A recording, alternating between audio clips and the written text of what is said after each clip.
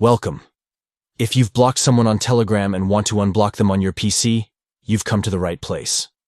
In this video, I'll show you the updated steps to unblock a user on Telegram directly from your desktop. It's quick and easy, so let's get right into it.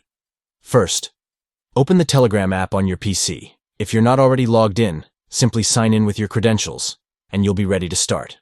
Now, look at the top left corner of your screen. You'll see a menu icon, 3 horizontal lines. Click on it, and this will open the main menu for your Telegram app. Once the menu is open, scroll down and click on Privacy and Security.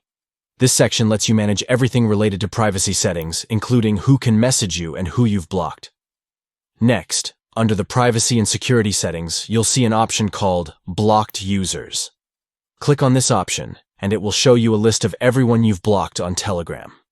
Now, you'll see all the contacts you've blocked. Find the person you want to unblock, and next to their name or number, you'll see an option that says Unblock. Simply click Unblock. A confirmation will appear, asking if you're sure you want to unblock the person.